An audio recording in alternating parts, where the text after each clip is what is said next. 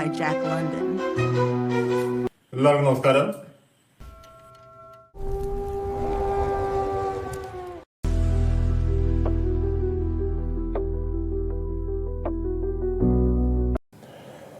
Red Indian ക്യാമ്പിൻ്റെ അടുത്ത് ആദ്യം എത്തിയപ്പോൾ ഒറ്റക്കണ്ണൻ ചെന്നായ അവിടെ നിന്ന് പോകാൻ ഭയങ്കര തിടുക്കമായിരുന്നു. പക്ഷെ ഇപ്പോൾ എളുപ്പത്തിൽ മുയലിനെ കിട്ടും, റാബിറ്റ് സ്റ്റെയറിൽ കൊടുക്കുന്ന മുയലുകളെ എളുപ്പത്തിൽ പിടിക്കാം എന്നുള്ളൊരവസ്ഥ വന്നോടെ രണ്ടുപേരും ആ പരിസരത്തേക്ക് അങ്ങനെ കറങ്ങി നടക്കാൻ തുടങ്ങി. ഒരു 3-4 ദിവസം അങ്ങനെ അങ്ങ് പോയി. ഇഷ്ടം പോലെ മുയലുകളെയൊക്കെ മേലനങ്ങാതെ കിട്ടും. കെണിയിൽപ്പെടുന്ന മുയലുകളെ പിടിക്കുക, തിന്നുക. പക്ഷേ മനുഷ്യരെ തീരെ ബുദ്ധിയില്ലാത്തവരൊന്നുമല്ലല്ലോ, അവർക്ക് മനസ്സിലാവുന്നുണ്ട് ഏതോ കാട്ടു മൃഗക്കള്ളന്മാർ നമ്മുടെ മുയലിനെല്ലാം കൊണ്ടുപോകുന്നു എന്ന് മനുഷ്യർക്കൊക്കെ മനസ്സിലാവുന്നുണ്ട്. അങ്ങനെ ഒരു ദിവസം ആ പെൺചെന്നായി ഒറ്റക്കണ്ണനോടി നടക്കുമ്പോൾ പെട്ടെന്ന് ഒരു ശബ്ദം പുറപ്പെടുവിച്ചുകൊണ്ട് ആ പെൺചെന്നായ ഒരു വശത്തേക്ക് എടുത്ത് ചാടി. അടുത്ത നിമിഷം കാതടപ്പിക്കുന്ന ഒരു ശബ്ദവും ആ ഒറ്റക്കണ്ണൻ്റെ തൊട്ടടുത്തുണ്ടായിരുന്ന ആ പെൺചെന്നായുടെ തൊട്ട് പുറകെ ഉണ്ടായിരുന്ന ഒരു ചെടി ഒടിഞ്ഞു വീഴലുമെല്ലാം നിമിഷം നേരം കൊണ്ട് കഴിഞ്ഞു. സംഭവിച്ചതെന്ന് വെച്ചാൽ ഒരു മനുഷ്യൻ അവർക്ക് നേരെ തോക്കുന്നം പിടിക്കുന്നത് ആ പെൺചെന്നായ കണ്ടു. അവൾക്കത് പെട്ടെന്ന് മനസ്സിലായി. അവളുടെ അടുത്ത് ചാടി. അയാളുടെ ഉന്നം തെറ്റിയില്ല. അവളുടെ അടുത്ത് ചാടിയില്ലായിരുന്നെങ്കിൽ അവൾ തീരേണ്ടതായിരുന്നു. എടുത്ത് ചാടിയോണ്ട് തൊട്ട് പുറകെ വന്നിരുന്ന ആ ചെടി ബുള്ളറ്റ് തട്ടി. അതാണ് പറ്റിയത്. അന്നത്തോടെ റെഡ് ഇന്ത്യൻ ക്യാമ്പിനോടുള്ള സഹവാസം അവർ മതിയാക്കി രണ്ടാളും അവിടുന്ന് യാത്രയായി. പോകുന്ന വഴിക്കെല്ലാം ഇപ്പം വേറൊരു സംഭവം നടക്കുന്നുണ്ട്. ആ പെൺചെന്നായ ഓരോ ചെറിയ ഭാഗങ്ങളിലെല്ലാം കയറി ഇങ്ങനെ എന്തൊക്കെയോ പരിശോധിക്കുന്നുണ്ട്. അങ്ങനെ പോയി ഒരു 3-ാമത്തെ ദിവസം ഒരു ചെറിയ ഗുഹയുടെ അടുത്തവരെത്തി. ഗുഹ ചെറിയൊരു എൻട്രൻസേ ഉള്ളൂ, ഏകദേശം 3 അടി പൊക്കത്തിലുള്ള ഒരു എൻട്രൻസ്. അവൾ അതിൻ്റെ അകത്തോട്ട് കയറി. പക്ഷെ അകത്ത് വിശാലമായ സ്ഥലം, ചില പരസ്യങ്ങളുടെ കേൾക്കുന്ന പോലെയുള്ള ഒരു സ്ഥലമുണ്ട്. അവൾ കുറച്ചു നേരം അവിടെയൊക്കെ ഒന്ന് മണപ്പിച്ചൊക്കെ നോക്കി ഒന്ന് കറങ്ങി നടന്നു. അവിടെ ഒരു ഭാഗത്തങ്ങ് കിടന്നു. എല്ലാം നോക്കി അന്തപ്പെട്ട് നിൽക്കുകയാണ് നമ്മുടെ ഒറ്റക്കണ്ണൻ. അവനൊന്നും മനസ്സിലാവുന്നില്ല, എന്താണ് അവളുടെ ഉദ്ദേശം എന്ന് മനസ്സിലാവുന്നില്ല. കുറച്ചു നേരം അവൻ ചില ശബ്ദങ്ങളൊക്കെ ഉണ്ടാക്കി നോക്കാനൊക്കില്ല. മെല്ലെ അവളുടെ അടുത്ത് വന്നു. അടുത്ത് വന്നപ്പോഴാണ് രസം. അവൾ ദേഷ്യത്തോടെ ശബ്ദങ്ങളൊക്കെ ഉണ്ടാക്കുകയാണ്, വല്ലാത്ത രീതിയിലുള്ളൊരു മുറുമലൊക്കെ. അതോടെ അവൻ ആ ഗുഹയുടെ വാതിൽക്കൽ പോയി കിടപ്പായി. ഏകദേശം 7-8 മണിക്കൂർ കഴിഞ്ഞു.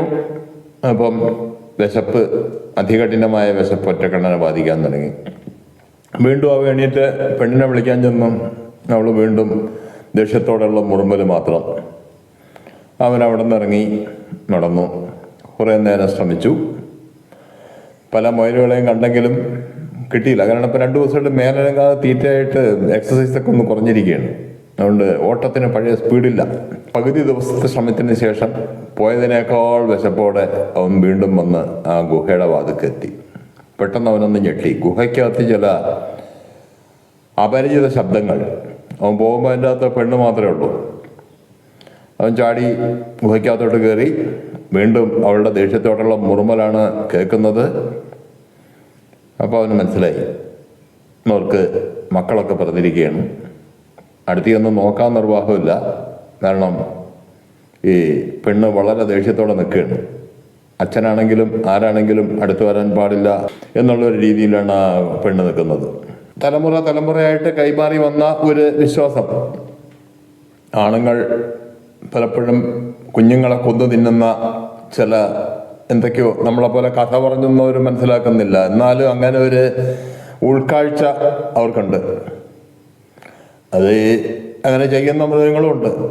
എന്താണെന്ന് വെച്ചാൽ ഈ കുട്ടികൾ പലപ്പോഴും ഇവരുടെ ബന്ധത്തിന് തടസ്സമാവുന്നു എന്നുള്ള ഒരു ചിന്താഗതി ഈയിടയ്ക്ക് അവിടെ പത്തനംതിട്ടയിലൊക്കെ സംഭവിച്ചല്ലോ.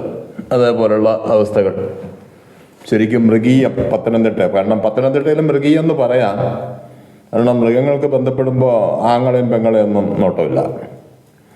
അതേസമയം റേപ്പിനെ ഒരിക്കലും മൃഗീയം എന്ന് പറയരുത്. ഒരു മൃഗവും പെണ്ണിനെ റേപ്പ് ചെയ്യാറില്ല.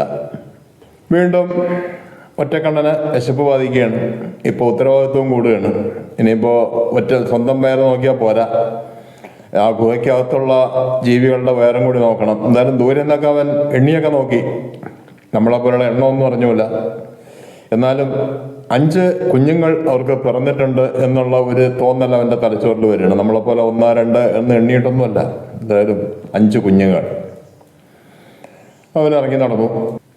കുറേ ദൂരം പോയപ്പോൾ അവൻ്റെ ഫ്രണ്ടിൽ ഒരു കാൽപാദം. അവൻ നോക്കി, ആ വഴി അതിന് പോയിട്ട് കാര്യമില്ല. കാരണം ആ കാൽപാദത്തിന് അവൻ്റെ കാൽപാദത്തിനേക്കാൾ വലിപ്പമുണ്ട്. അതായത് അവനേക്കാൾ വലിയൊരു ജീവി അതിലേ പോയിട്ടുണ്ട്. വാസ്തവത്തിൽ അതൊരു ലിൻസാണ്. ലിൻസ് എന്ന് പറഞ്ഞാൽ നമ്മൾ ഈ പുസ്തകങ്ങളിലൊക്കെ നോക്കുമ്പോൾ കാട്ടുപൂച്ച, അമേരിക്കൻ കാട്ടുപൂച്ച എന്നാണ് എന്നൊക്കെ അർത്ഥം കാണുന്നതെങ്കിലും നമ്മുടെ നാട്ടിൽ കാണില്ല ഈ സാധനത്തിന്. ഒരു പുലിയെപ്പോലെ തന്നെ ഇരിക്കും. ഏകദേശം ഒരു കുട്ടിപ്പുലിയായിട്ട് കണക്കാക്കാം. കാട്ടുപൂച്ചയേക്കാളൊക്കെ, നമ്മൾ കാണുന്ന കാട്ടുപൂച്ചയേക്കാളൊക്കെ വളരെ വലുതാണ്. അത്യാവശ്യം ഒരു ചെന്നായേക്കാൾ വലിപ്പമുള്ളൊരു ജീവിയാണ് വാസ്തവത്തിൽ ഈ ലിൻസ് എന്ന് പറയുന്നത്. എന്തായാലും ആ വഴി പിന്നെ അവൻ പോയില്ല. മറ്റൊരു വഴി കൂടെ പോയി കുറേ ദൂരം എത്തിയപ്പോൾ കണ്ണിൽപ്പെട്ട സാധനം ഒരു ഗുണമില്ലാത്ത സാധനം. എന്ന് വെച്ചാൽ ഒരു മുള്ളം പന്നിയാണ്. ഗുണമില്ല എന്ന് പറഞ്ഞാൽ അതിനെ പിടിക്കാൻ പറ്റിയാലല്ലേ ഗുണമുള്ളൂ. അവനെ കണ്ടതും അതൊരു പന്ത് പോലെ കിടന്നു. അവനറിയാം ഇതിനെ എങ്ങനെയാണ് പിടിക്കേണ്ടതെന്ന്.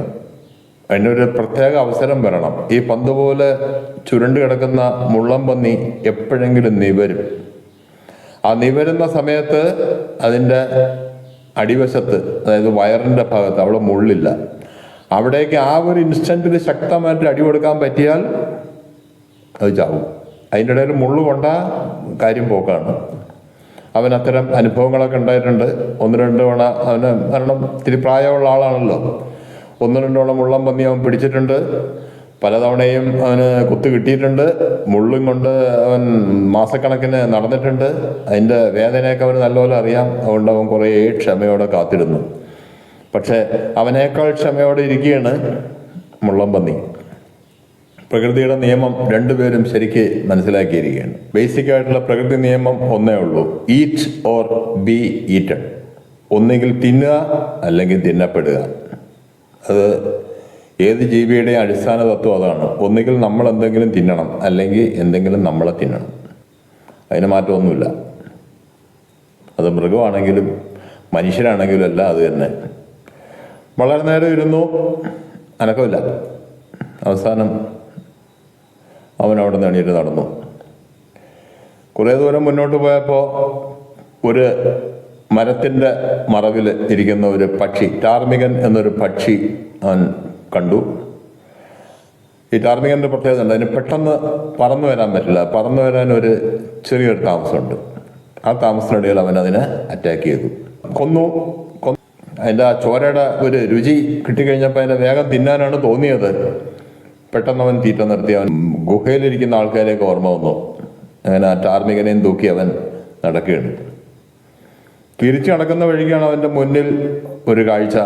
നേരത്തെ ചുരുണ്ട് കിടന്ന മുള്ളം പന്നി ആത്തെ പോലെ കിടപ്പുണ്ട്. അതിൻ്റെ തൊട്ടടുത്തായിട്ട് അവൻ രാവിലെ കാൽപാദം കണ്ട് മനസ്സിലാക്കിയ ആ ലിൻസ് വെയിറ്റ് ചെയ്യുന്നുണ്ട്. അവൻ നേരത്തെ വെയിറ്റ് ചെയ്ത പോലെ തന്നെ വെയിറ്റ് ചെയ്യുന്നുണ്ട്. അവൻ കുറച്ച് ശബ്ദം ഉണ്ടാക്കാതെ അപ്പുറത്ത് ഇതെല്ലാം നോക്കി നിൽക്കുകയാണ്. കുറേ നേരം വെയിറ്റ് ചെയ്ത് കഴിഞ്ഞപ്പോൾ മുള്ളം പന്നിക്ക് തോന്നി ഇനിയിപ്പോൾ ശത്രുക്കളാരും അടുത്തില്ല എന്ന്. അത് ഒന്ന് നിവർന്നു. ആ നിവർന്ന ഇൻസ്റ്റൻറ്റിൽ ആ ലിൻസ് അതിൻ്റെ അടിവശത്തേക്ക് ഒരു അടി കൊടുത്തു. പക്ഷേ അതിന് തിരക്കിത്തിരി കൂടിപ്പോയി. ആ സമയം തന്നെ മുള്ളം പന്നി തിരിച്ച് മുള്ളും പ്രയോഗിച്ചു. മുഖത്ത് നിറയെ മുള്ളുകളുമായിട്ട് വല്ലാത്ത ശബ്ദങ്ങളൊക്കെ ഉണ്ടാക്കിക്കൊണ്ട് ആ ലിൻസ് അവിടെ നിന്ന് ഓടി രക്ഷപ്പെട്ടു. പക്ഷേ ആ അടി ശരിക്കും ഏറ്റിരുന്നു. ആ ഒരു ഇൻസ്റ്റൻറ്റോടെ മുള്ളം പന്നിയും മെല്ലെ അനക്കം നിൽക്കാൻ തുടങ്ങി.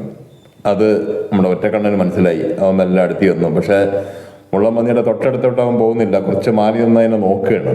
അവൻ്റെ അനക്കം മുഴുവൻ നിന്നിട്ട് അവൻ ചെന്നാൽ മതി എന്നവൻ ഉറപ്പിച്ചു. ഏതായാലും ലിൻസിൻ്റെ അടി കൊണ്ട മുറിവിൽ നിന്ന് ചോര ഒഴുകി ഇങ്ങനെ വരുന്നുണ്ട്. അവൻ ആ മഞ്ഞിലൊക്കെ ഇങ്ങനെ നക്കി ആ ചോരയും ആ ചോരയോട് കുറേ മഞ്ഞുമൊക്കെ അങ്ങ് അകത്താക്കി. കുറച്ച് നേരം കഴിഞ്ഞപ്പോൾ ആ മുള്ളം പന്നിയുടെ അനക്കം അവസാനിച്ചു. അതോടെ അവനൊരു കാര്യം തീരുമാനിച്ചു. അവൻ ആ ടാർമികൻ പക്ഷിയെ അങ്ങ് തിന്നു. എന്നിട്ട് ഈ മുള്ളം പന്നിയെ എടുത്തുകൊണ്ട് ഗുഹയിലേക്ക് നടന്നു. ഗുഹയിലെത്തി വളരെ സന്തോഷത്തോടെ അകത്തേക്ക് കയറിയപ്പോഴാണ് വിശേഷം പെണ്ണ് ദേഷ്യത്തോടെ നിൽക്കുകയാണ്, അടുത്ത് വരാൻ പാടില്ല. ആ തീറ്റ അവിടെ ഒരു ഭാഗത്ത് മാറ്റി വച്ചേച്ച് അവൻ വീണ്ടും ഗുഹയുടെ വാതിൽക്കൽ പോയി കിടപ്പായി.